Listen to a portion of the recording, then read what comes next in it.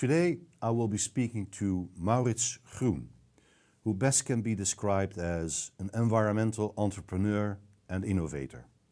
As early as the 1970s of the last century, Maurits has been a consultant to the Dutch government and to Dutch enterprises on how a greener future for them would look like. He has been publishing and communicating about the environment and climate change for over 40 decades.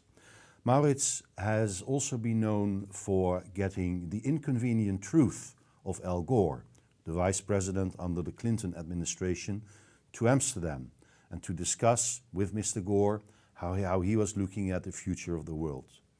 As an entrepreneur, Maurits also did something physical. He actually developed a battery light, a high-power battery light called the Waka Waka light, which was distributed in parts all over the world where there was darkness at night, at the end of wars, and over 1 million of these lights have been distributed to people who needed it most.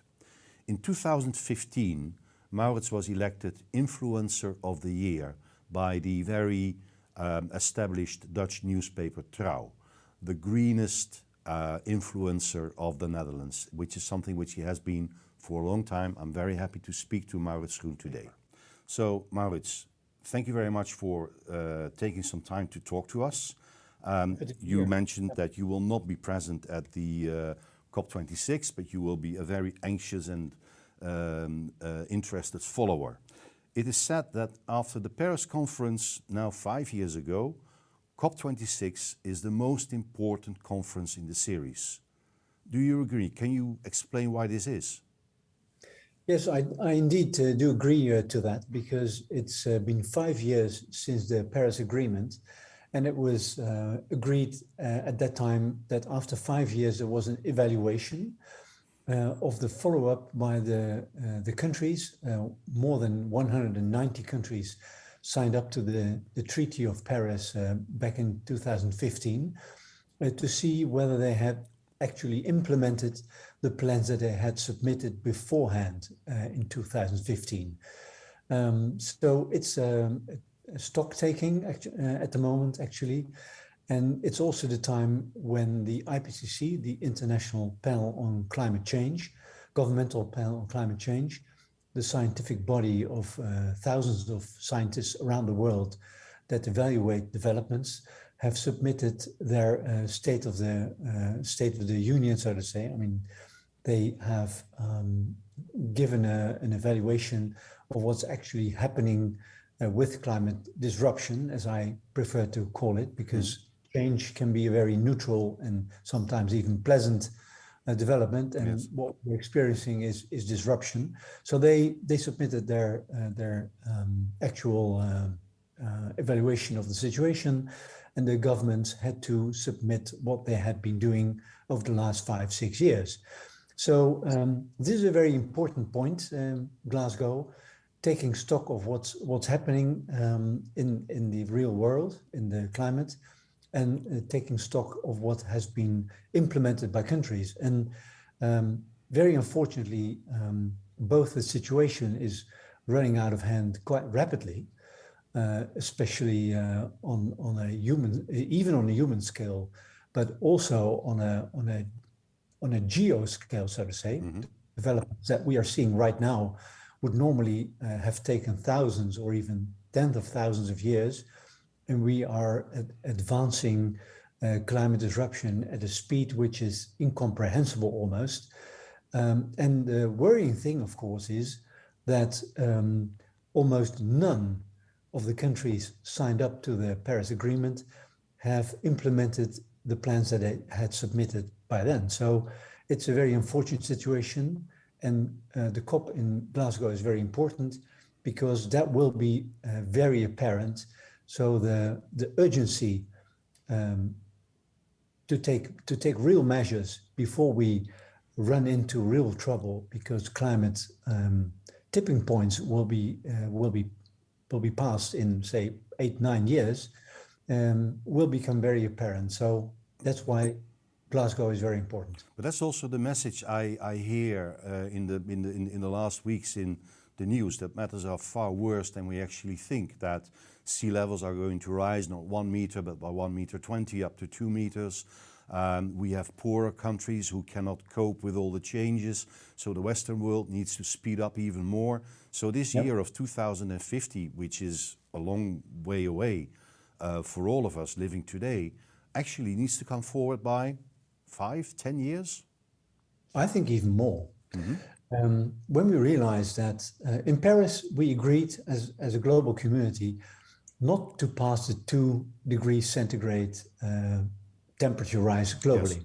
Yes. And preferably not to pass 1.5 degrees. Well, 1.5 is over. I mean, even at the present developments, we will even go beyond 2.7 degrees, which is disastrous. And Mark Linus, the English renowned author of the book 6 Degrees, outlining the actual consequences of 1, 2, 3, 4, 5, and 6 degrees global temperature rise. 2.7, which we will certainly reach within even within a few decades, is really devastating. So I think that we should, in order to avoid real big catastrophes on a global scale permanently, we should speed up and actually go carbon neutral by 2030, 35.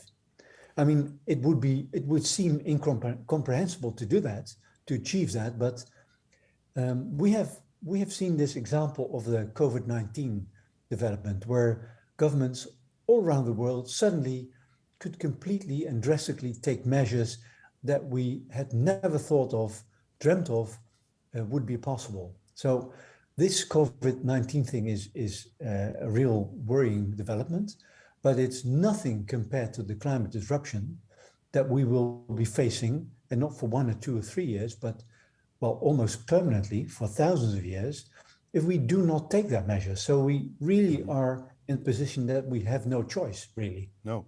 And I think there was never a COVID-19 conference in which all of the world met. Everybody took action, everybody acted. And that's my question also about a conference like the COP26. I remember Paris to be a conference that was actually where at the end time was stopped because we could not come to a conclusion. And then finally, thanks to a few people, we reached the Paris Climate Agreement. Do you think that such a breakthrough, that such an urgency will also be present at Glasgow? I'm not too optimistic, actually, unfortunately. Xi, the boss of China, has announced that he will not attend.